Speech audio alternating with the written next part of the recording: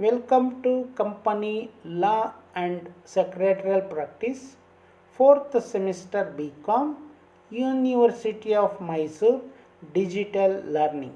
I am Jagdish BP, Assistant Professor of Commerce, Government First Grade College for Women, Asan. In this session, I am going to cover two topics: Register of Companies and Ministry of Affairs. In this session, two topics are Register of Companies and Ministry of Corporate Affairs. Register of Companies. Section 2, subsection 75 of the Companies Act of 2013 defines the term registrar or registrar, additional registrar, joint registrar, sub-registrar or assistant registrar. The central government exercises administrative control on the office of the registrar across the country. The Registrar of Companies is an office under the Ministry of Corporate Affairs. Register of Companies appointed by Ministry of Corporate Affairs. The Ministry of Corporate Affairs is a body that deals with the administration of companies and limited liability partnership in India. At present, 22 registrar of companies is operated in major cities in India. Maharashtra and Tamil Nadu states have more than one register office. 2013 ಕಂಪನಿಗಳ ಕಾನೂನಿನ ಪರಿಚ್ಛೇದ 2 ಉಪಪರಿಚ್ಛೇದ 72 ಪ್ರಕಾರ ನೋಂದಣಿ ಅಧಿಕಾರಿ ಎಂದರೆ ನೋಂದಣಾಧಿಕಾರಿ, ಹೆಚ್ಚುವರಿ ನೋಂದಣಾಧಿಕಾರಿ, ಜಂಟಿ ನೋಂದಣಾಧಿಕಾರಿ, ಉಪ ನೋಂದಣಾಧಿಕಾರಿ ಅಥವಾ ಸಹಾಯಕ ನೋಂದಣಾಧಿಕಾರಿಗಳು ಎಂಬ ಅರ್ಥವನ್ನು ನಾವು ಇಲ್ಲಿ ನೋಡುತ್ತೇವೆ. ಕೇಂದ್ರ ಸರ್ಕಾರವು ನೋಂದಣಿ ಅಧಿಕಾರಿಗಳ ಕಚೇರಿ ಮೇಲೆ ಆಡಳಿತಾತ್ಮಕ ನಿಯಂತ್ರಣವನ್ನು ಹೊಂದಿದೆ. ತನ್ನ ಕರ್ತವ್ಯಗಳನ್ನು ಯಶಸ್ವಿಯಾಗಿ ಜಾರಿಗೆ ತರಲು ನೋಂದಣಿ ಅಧಿಕಾರಿಗಳು ಸಂಬಂಧಿಸಿದ ವಲಯಗಳ ಪ್ರಾದೇಶಿಕ ನಿರ್ದೇಶಕರು ಮತ್ತು ಕಚೇರಿ ಸಿಬ್ಬಂದಿಗಳ ಸಹಾಯವನ್ನು ಪಡೆಯುತ್ತಾರೆ. ಕಂಪನಿ ನೋಂದಣಾಧಿಕಾರಿಗಳನ್ನು ಕೇಂದ್ರ ಸರ್ಕಾರದ ಕಂಪನಿ ವ್ಯವಹಾರಗಳ ಸಚಿವಾಲಯ ಅಂದರೆ ಮಿನಿಸ್ಟ್ರಿ ಆಫ್ ಕಾರ್ಪೊರೇಟ್ ಅಫೇರ್ಸ್ ನೇಮಕವನ್ನು ಮಾಡುತ್ತದೆ. ಭಾರತದ ಪ್ರಮುಖ ರಾಜ್ಯಗಳಲ್ಲಿ 22 ಕಂಪನಿ ನೋಂದಣಿ ಅಧಿಕಾರಿಗಳ ಕಚೇರಿಗಳಿವೆ. ತಮಿಳುನಾಡು ಮತ್ತು ಮಹಾರಾಷ್ಟ್ರ ರಾಜ್ಯಗಳಲ್ಲಿ ಒಬ್ಬರಿಗಿಂತ ಅಧಿಕ ಸಂಖ್ಯೆಯ ನೋಂದಣಿ ಅಧಿಕಾರಿಗಳು ಇರುತ್ತಾರೆ. ಇವರು ಕಂಪನಿಗಳು ಮತ್ತು ನಿಯಮಿತ ಹೊಣೆಗಾರಿಕೆ ಪಾಲುದಾರಿಕೆ ಸಂಸ್ಥೆಗಳ ಆಡಳಿತಗಳ ಮೇಲೆ ನಿಯಂತ್ರಣವನ್ನು ಚಲಾಯಿಸುತ್ತಾರೆ. Functions of Registrar of Companies.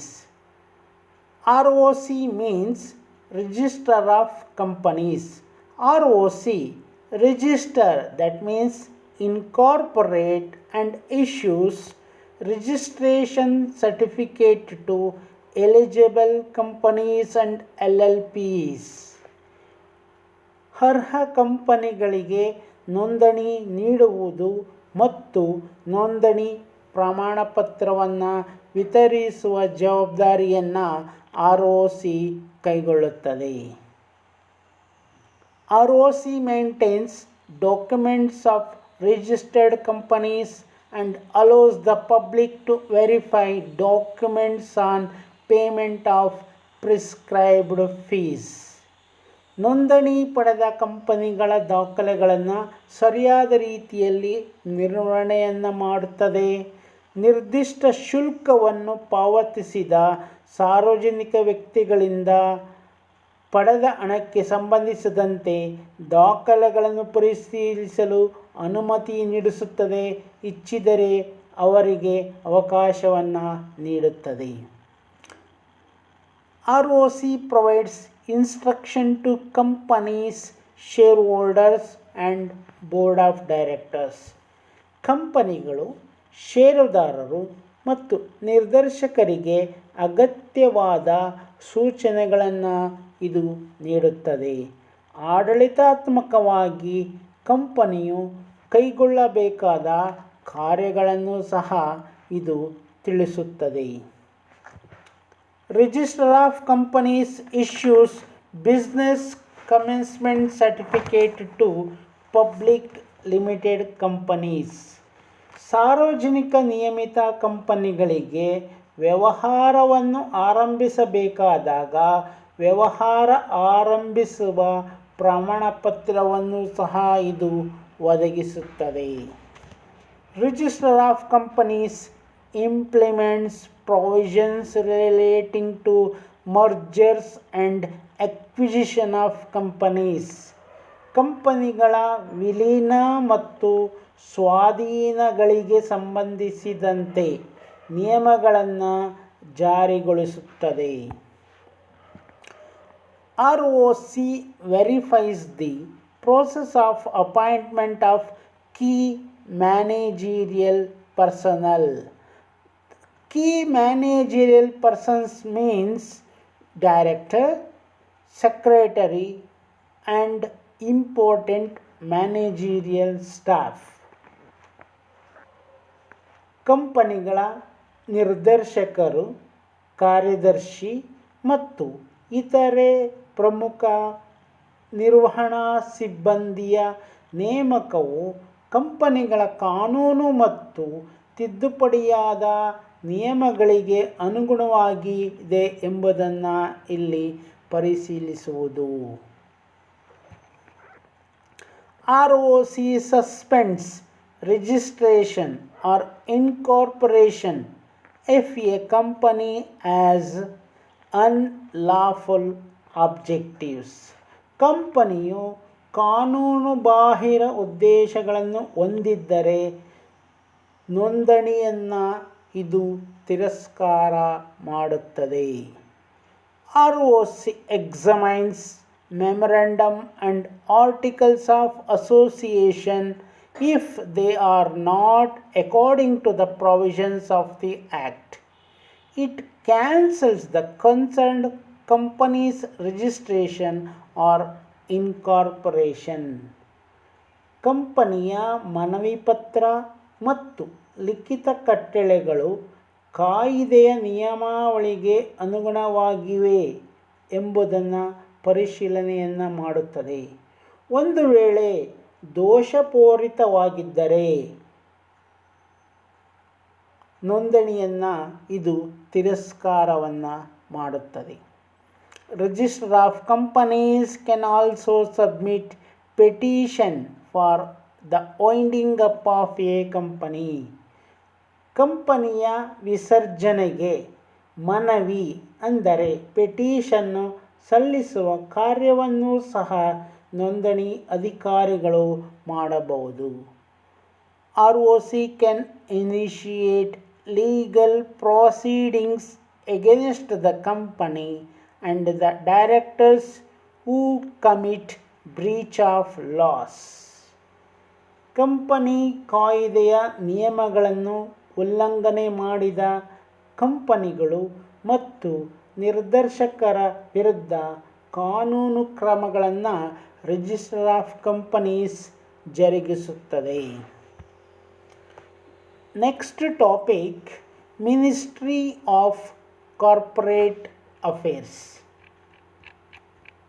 Ministry of Corporate Affairs functions under the Ministry of Finance, the Government of India. The Ministry of Corporate Affairs was earlier known as Department of Corporate Affairs. It is primarily concerned with the administration of Companies Act 2013, Limited Liability Partnership Act 2008, and other allied rules and regulation framed there under mainly for regulating the functioning of corporate sector in accordance with the law. Ministry of Corporate Affairs is also responsible for administering the Competition Act 2002 and exercise supervision over the three professional bodies, namely Institute of Chartered Accountant of India ICAI, Institute of Company Secretaries of India ICSI, and Institute of Cost and Works Accountants of India ICWAI. Ministry of Corporate Affairs has the responsibility to carry out the functions of central government relating to the administration of Partnership Act 1932, the Companies Act 1951, and Society Registration Act 1980. Bharat ಸರ್ಕಾರದ ಕಂಪನಿಗಳ ವ್ಯವಹಾರಗಳ ಸಚಿವಾಲಯವು ಮೂಲಭೂತವಾಗಿ ಕಂಪನಿಗಳ ಆಡಳಿತ ಮತ್ತು ನಿಯಂತ್ರಣ ವ್ಯವಹಾರಗಳ ಮೇಲ್ವಿಚಾರಣೆಯನ್ನು ಮಾಡುತ್ತದೆ. ಕಂಪನಿಗಳ ವ್ಯವಹಾರಗಳ ಸಚಿವಾಲಯವು 2013ರ ಕಂಪನಿಗಳ ಕಾಯ್ದೆ, 2008ರ ನಿಯಮಿತ ಹೊಣೆಗಾರಿಕೆ ಪಾಲುದಾರಿಕೆ ಕಾಯಿದೆ ಹಾಗೂ ಇತರೆ ಸಂಬಂಧಿಸಿದ ಕಾಯಿದೆಗಳ ಆಡಳಿತ ವ್ಯವಸ್ಥೆಯನ್ನು ನಿಯಂತ್ರಣ ಮಾಡುತ್ತದೆ. ಕಂಪನಿಗಳ ವ್ಯವಹಾರಗಳ ಸಚಿವಾಲಯವು 2002ರ ಪೈಪೋಟಿ ಕಾಯಿದೆಯನ್ನು ತನ್ನ ಆಡಳಿತ ವ್ಯಾಪ್ತಿಯೊಳಗೆ ಸೇರಿಸಿಕೊಂಡಿದೆ. ಇದರ ಜೊತೆಗೆ 3 ವೃತ್ತಿಪರ ಸಂಸ್ಥೆಗಳಾದ ಭಾರತೀಯ ಸನ್ನದು ಲೆಕ್ಕಿಗರ ಸಂಸ್ಥೆ ಅಂದರೆ ICAI, ಭಾರತೀಯ ಕಂಪನಿಗಳ ಕಾರ್ಯದರ್ಶಿಗಳ ಸಂಸ್ಥೆ ICSI ಮತ್ತು ಭಾರತೀಯ ವೆಚ್ಚ ಮತ್ತು ಕಾರ್ಯಲೆಕ್ಕಿಗರ ಸಂಸ್ಥೆ ICWA ಗಳನ್ನು ಸಹ ಇದು ನಿಯಂತ್ರಿಸುತ್ತದೆ. ಇವುಗಳ ಜೊತೆಗೆ 1932ರ ಪಾಲುದಾರಿಕೆ ಕಾಯಿದೆ, 1951ರ ಕಂಪನಿಗಳ ಕಾಯಿದೆ, 1960ರ ಸಂಸ್ಥೆಗಳ ನೋಂದಣಿ ಕಾಯಿದೆಗಳ ಆಡಳಿತವನ್ನು ಸಹ ಇದು ನಿರ್ವಹಿಸುತ್ತದೆ. Functions of ministry of corporate affairs. Notification of various sections of companies act.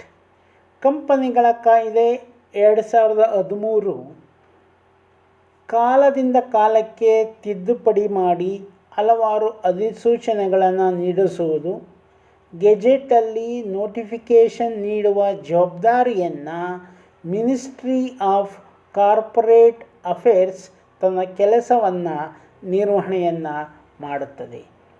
Formulation of rules and regulations under various act administrated by ministry. Ministry of corporate affairs ತನ್ನ ಆಡಳಿತ ಸೇವೆಯನ್ನು ನೀಡುವಂಥ ಕಂಪನಿಗಳು ಯಾವುವೆಂದರೆ the companies act 2013, companies act 1956, chartered accountant of act 1949, companies secretaries act 1980, the Cost and Work Accountants Act 1959, the Companies Fund Act 1951, the Societies Registration Act 1980, the Indian Partnership Act 1932, the Limited Liability Partnership Act 2008. ಕಂಪನಿಗಳ ವ್ಯವಹಾರ ಸಚಿವಾಲಯವು ಕೆಲವೊಂದು ಕಾರ್ಯಗಳನ್ನು ಸರಿಯಾದ ರೀತಿಯಲ್ಲಿ ನಿರ್ವಹಿಸುತ್ತದೆ.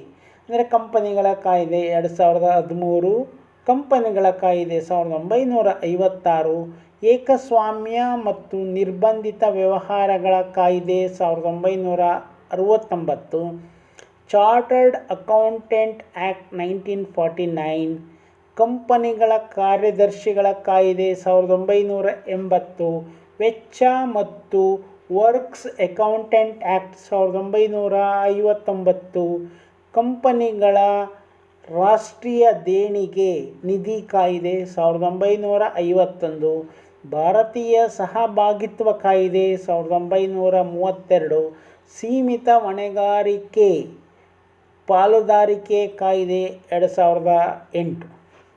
August 2013ರಲ್ಲಿ ಕಂಪನಿಗಳ ಕಾಯ್ದೆ 2013 ಜಾರಿಗೆ ಬಂದಿತು. ಇದು ನಿಗಮಗಳ ವಂಚನೆಯನ್ನು ನಿಯಂತ್ರಿಸುತ್ತದೆ. ನಮಗೆ ಗೊತ್ತಿರುವ ಹಾಗೆ ಭಾರತ ದೇಶವನ್ನು ಬೆಚ್ಚಿ ಬೀಳಿಸಿದ್ದ ಸತ್ಯಂ ಹಗರಣಗಳಂತಹ ಲೆಕ್ಕಪತ್ರ ಹಗರಣಗಳನ್ನು ತಪ್ಪಿಸುವ ಉದ್ದೇಶವನ್ನು ಮಿನಿಸ್ಟ್ರಿ ಆಫ್ ಕಾರ್ಪೊರೇಟ್ ಅಫೇರ್ಸ್ ನೋಡಿಕೊಳ್ಳುತ್ತದೆ. Implementation of E-governance in ministry of corporate affairs. Corporate ವ್ಯವಹಾರಗಳ ಸಚಿವಾಲಯವು ಆಡಳಿತದ ಅನುಷ್ಠಾನವನ್ನು ಮಾಡಿಕೊಟ್ಟಿದೆ. ಈ ಆಡಳಿತದ ಅನುಷ್ಠಾನದ ಮೂಲಕ ಹಲವಾರು ಯೋಜನೆಗಳನ್ನು ಇದು ಕೈಗೊಂಡಿದೆ. ವಿದ್ಯುನ್ಮಾನ ಆಡಳಿತ ವ್ಯವಸ್ಥೆಗೆ ಪ್ರೋತ್ಸಾಹ ನೀಡುವುದು ಮತ್ತು ಆಚರಣೆಗೆ ಬರುವಂತೆ ಅಗತ್ಯವಾದ ಕ್ರಮಗಳನ್ನು ಇದು ಕೈಗೊಳ್ಳುತ್ತದೆ. Conducting investor protection, education and awareness program. Corporate ವ್ಯವಹಾರಗಳ ಸಚಿವಾಲಯವು ಹೂಡಿಕೆದಾರರ ರಕ್ಷಣೆ ಮತ್ತು ಜಾಗೃತಿ ಕಾರ್ಯಕ್ರಮಗಳನ್ನು ಇದು ನಡೆಸುತ್ತದೆ.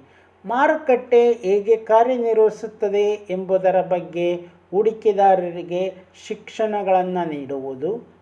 ಹೂಡಿಕೆದಾರರಿಗೆ ಸಾಕಷ್ಟು ಶಿಕ್ಷಣವನ್ನು ನೀಡುವುದರಿಂದ ಅವರು ವಿಶ್ಲೇಷಿಸಲು ಮತ್ತು ನಿರ್ಧಾರಗಳನ್ನು ಸರಿಯಾದ ರೀತಿಯಲ್ಲಿ ತೆಗೆದುಕೊಳ್ಳಬಹುದು. ಹೂಡಿಕೆದಾರರು ತಮ್ಮ ಹಕ್ಕುಗಳನ್ನು ಮತ್ತು ವಿವಿಧ ಕಾನೂನುಗಳನ್ನು ಅರಿತುಕೊಳ್ಳುವಂತೆ ಮಾಡುವುದು. ಹೂಡಿಕೆದಾರರಲ್ಲಿ ಜ್ಞಾನವನ್ನು ಹರಡಲು ಸಂಶೋಧನೆ ಮತ್ತು ಸಮೀಕ್ಷೆಗಳನ್ನು ಉತ್ತೇಜನವನ್ನು ಕಾರ್ಪೊರೇಟ್ ವ್ಯವಹಾರಗಳ ಸಚಿವಾಲಯವು ಮಾಡುತ್ತದೆ.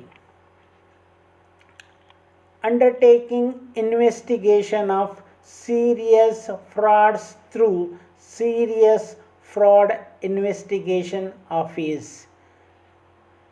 ಕಾರ್ಪೊರೇಟ್ ವ್ಯವಹಾರಗಳ ಸಚಿವಾಲಯವು ಗಂಭೀರ ವಂಚನೆ ತನಿಖಾ ಕಚೇರಿ ಮೂಲಕ ಗಂಭೀರ ವಂಚನೆಗಳ ತನಿಖೆಯನ್ನು ಸಹ ಇದು ನಡೆಸುತ್ತದೆ.